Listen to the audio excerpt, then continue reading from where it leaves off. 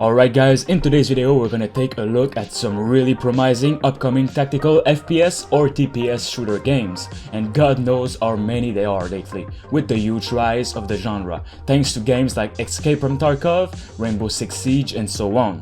Let's get right into it with the first game, 06 Behind Enemy Lines. This one has just been revealed and wants to be a SOCOM spiritual successor. For those that don't know, SOCOM is the classic tactical army experience and was super fun at the time, on PlayStation 2 for example, which was its prime time. 06 is mainly a third-person tactical shooter. It combines the tactical elements from a third-person perspective with the action-packed shooting mechanics of an FPS game. It said the player will experience a dark and gritty story campaign that revolves around a Spec Ops unit which is based on the Navy SEAL Team 6 from real life.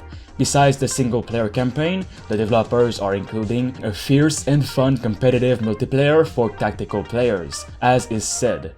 Various tactical and team-oriented game modes will be included in this one. The developers are saying 06 is built in the Unreal 4 engine, and the website includes several pieces of art. Some are clearly renders and concept art, but at least two looks like to be pretty realistic in-game screenshots. 06 will also feature dynamic time of day and a detailed destructible environment as well. Its reveal trailer will come soon enough, and when it comes, count me in to cover it on the channel. Next up we have Boundary. Now this one is one of my most awaited of the year, just because of where it's taking place. We're talking about a tactical FPS online game in space. We don't see that every day. This project, set to release sometimes in 2020, puts player in the role of a heavily armed astronaut in space, engaging in fierce zero-gravity firefights and executing low-gravity operations on orbiting space installations against enemy astronauts and other entities. Boundary is setting its sights on delivering a fast and agile shooter geared around player customization.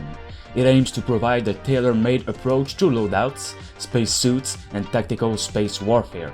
It said the weapons will range from machine pistols to converted assault rifles and more powerful sniper rifles, all of which utilize a modular upgrade system to mix and match at the player's preference. It's also the same with sights, barrels, and such.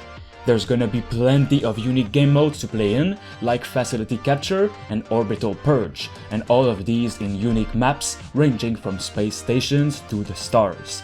Definitely keep a lookout for this one game, it looks perfect in my opinion. Next up we have Plan 8. Plan 8 is a tactical exosuit shooter that combines open world MMO elements with action-packed gameplay and realistic graphics expected of the shooter genre, and built on the Pearl Abyss brand new and beautiful engine. The exosuit is a robotic gear that the player will wear in-game, which gives them superhuman abilities. In-game gears are the key feature that opens up gameplay experiences, never before seen in other game of the genre. It's said the exosuits will grant wearers extraordinary strength and special abilities, and when the player meets another online player, they can counter each other depending on their compatibility, which allows for complex strategic gameplay through advantages and disadvantages among the many different exosuits. For example, one exosuit with enhanced arms will help them climb up and down walls, while one with enhanced legs will help them jump over high walls and buildings, and some even fly. Plan 8 is developed by a person named Min, who's well known for being the co-creator of the Counter-Strike series, and he wants to bring his expertise in the shooter genre with this new game. It looks really promising. Next up we have 9 to 5. Not much is known about this one, but what we definitely know is they've tricked literally everyone by making us think it's a random shooter with bunnies at the beginning of its trailer, until it finally ends.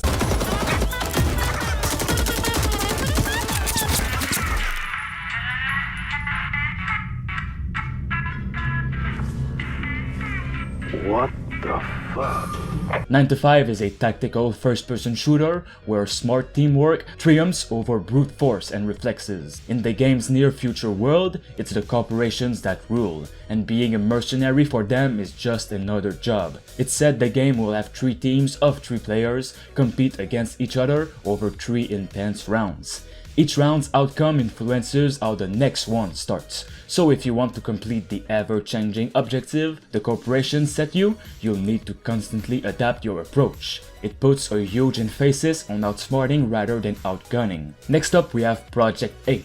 Project A is the first tactical FPS game by Riot Games, the famous creators of League of Legends. It is a precise tactical shooter with a lethal cast of characters set on a near-future Earth and inspired by Counter-Strike and also games like Overwatch. In Project A, abilities create unique opportunities for your gunplay to shine. There are many things about Project A that remain unclear, such as its game modes or the number of players in each team. With League of Legends lore going very deep, Riot Games will likely also craft story elements for Project A, which for now remain hidden. We're keeping the fundamentals that make this genre so competitive, but also bringing some new additions. Next up we have Ready or Not. If you haven't heard about this one yet, well I hope you're ready. It's definitely one of the most awaited single and multiplayer tactical FPS of the year, and its beta is set to release in June 2020. Ready or Not is aiming to be a true-to-form SWAT game that has players approaching intense crime scenarios. Though the game takes place in a somewhat exaggerated USA, Void Interactive has been working with real-life law enforcement across the globe in order to keep realism first. One of Ready or Not's key single-player features is the ability to control the entire team from start to finish. Part of this focus on allowing players to tackle situations in unique ways also includes intelligent customization, meaning players will be able to choose what weapons, attachments, gears, and tools they will take into operation beforehand in the SWAT vehicle. Mirror gun ready. There's a lot of them, and they all have guns.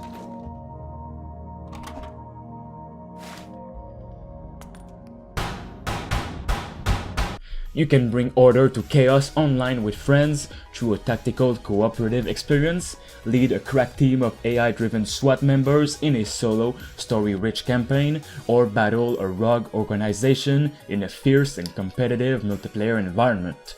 Definitely super excited for this one, and stay tuned on the channel as I'm covering everything about Ready or Not. Next up we have Curzon Line. Curzon Line is a tactical, cooperative, open-world, story-driven first-person shooter depicting the events unfolding in the immediate aftermath of nuclear war between the Russian Federation and the United Nations.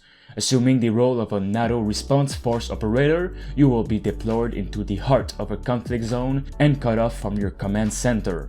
You will be presented with a rich blend of a quest-driven RPG gameplay, survival horror elements, and military simulator realism in the post-apocalyptic ruins of Poland. Lose yourself in a dark, atmospheric world where survival is a struggle day and night. Everything has gone bad in this land, so be careful of the many predators.